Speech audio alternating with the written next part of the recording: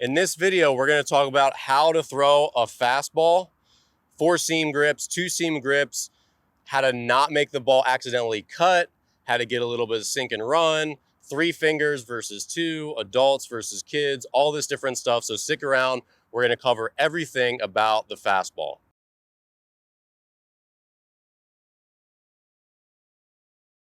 All right, so if you're new here, I'm Coach Dan Blewett. I'm a former pro pitcher. In the description links, you'll find my 3 baseball books, including my new one, Clean Your Cleats.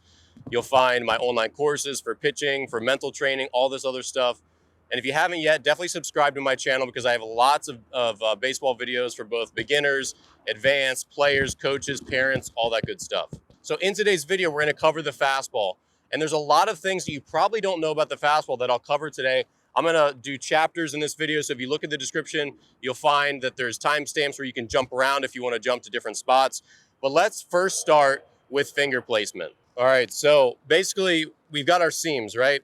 So sideways horseshoe, fingers over the top, that's going to make a 4-seam grip. This can be either direction, so horseshoe this way or horseshoe this way. Basically, players find that they have a personal preference. Like I find this way to be very weird and uncomfortable. I've been gripping a ball this way my whole life for no good reason. It's just the way that feels most comfortable in my hand. So it's up to you, but across the horseshoe with your fingertips about in the center, your finger pads in the center of the seam, something like that. Because we want to have grip where as the ball releases and rolls up a little bit, we're still in contact with the seam, which gives us grip compared to the slippery leather of the baseball. So you always want to have your finger pads just over top of the seam. Now, 2-seam grips. You can go with the seams like this, or you can go across the seams like that. Either one is still a 2-seam grip. So we call it a 2-seam grip because as it flies, it basically goes 1, 2, 1, 2. 4-seam grip is the opposite. So 1, 2, 3, 4, 1, 2, 3, 4. And a big thing for fastballs is that we want to have the cleanest spin we can. And what we mean by that is there's a term called spin efficiency. It's how well the ball spins on the axis that it's rotating. So if I were to drill a hole through this baseball and it's going this way, I'd want my fastball to spin exactly through that hole that I drilled through it, right? That's going to give us the best sort of carry and resistance against gravity. It's going to look like it has sort of like a hop at the end. Because what I don't want to do is accidentally impart a little bit of side spin onto my fastball. That's a bad thing because now it's got sloppier, like a mixture of a little bit of side spin mixed in. So it's basically gonna have like a little bit of a gyro spin as it flies towards the plate. We don't want to accidentally put side spin on the ball as we're throwing our fastball. We want to put all of our force directly into the center of it, whether we're throwing, well, especially when we're throwing a 4-seam. When we're throwing a 2-seam, the rules are a little bit different because we're gonna try to get slightly on the inside of the ball, and it's gonna have this sort of like either a 1-seam orientation or the 2-seam orientation. And basically that's going to help us give us a little arm side run to that pitch. Because the 2-seamer, the goal is that it has a little bit of arm side run. I have a full video about the 2-seamer and the sinker I'll link to below, so I won't get too in depth with that. But when you're throwing a fastball, you need to understand the difference. 4-seamers are your fastest, most truest flying pitch, and they're going to hopefully resist gravity and look like they speed up a little bit and stay up in the air.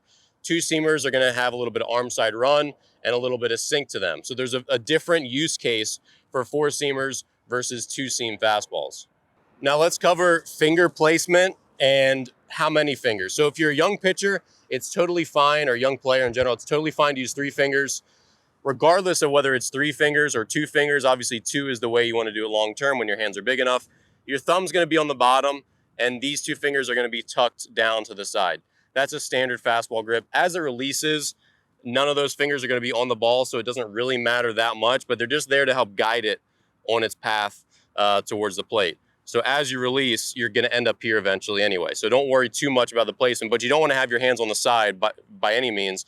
You want to have your thumb on the bottom so it can kind of be guided and rolled out that way. So again, for young players, 3 fingers is fine, 2 fingers for everyone else. The big thing is you don't want to have your fingers forked too much. If your fingers are forked very wide, you run the risk of them acting independently and putting spin down the side of the ball. That's a no-no. So if you're starting out, you want to make sure that both fingers are pretty close together, no more than 1 finger width, and they can certainly be touching if you want to, whatever's comfortable for you. But when they're within 1 finger width gap, now they can act as a mega finger and push all their strength through the center of the baseball when that's what you want. That's our goal, is that we don't have these two fingers fighting each other and putting spin on the descending edge. And this is a good time to talk about putting accidental cut on the baseball, which happens a lot more than people realize. And this is something I was constantly trying to fix when working with young pitchers. So let's talk about accidentally cutting your fastball. So if I hold my grip like this, and this is a pretty standard, like fine four-seam grip, when the ball releases off my fingers, my middle finger is longer than my index finger. So if this is the last one in contact with the baseball, you can see that this finger is not in the center of the ball. So this can, for some pitchers, cause them to tilt the ball sideways and give it gyro spin as it goes this way and cause it to cut the ball. So accidentally cutting the ball can be a big problem because you expect it to go right onto the outside corner and then it goes zoom. It just juts off a couple inches and you didn't mean to do that. This actually happened to me my second year in pro ball. And I was throwing pitches that would have been called strikes, that would have been in the strike zone, that were just sort of meandering outside of the zone. Sometimes they were cutting kind of sharply and it was a good result of a hitter swung. But other times they were just cutting out of the zone and it was actually really difficult to figure out, why was that pitch that was going to be a strike now a ball? Like, what's going on? That pitch, I wanted that to track straight to where I was throwing it. So if this problem happens to you, this was what you need to do. Again, talking about the middle finger being the last one on the ball. Yes, this is not in the dead center of the ball. So what you can do, and this is what I did to solve my problem, is I turned the ball slightly. So I'm a righty, so I turned it slightly clockwise. And so now you can see my grip is more offset to, it's not exactly like a traditional four-seamer, right? It's angled slightly.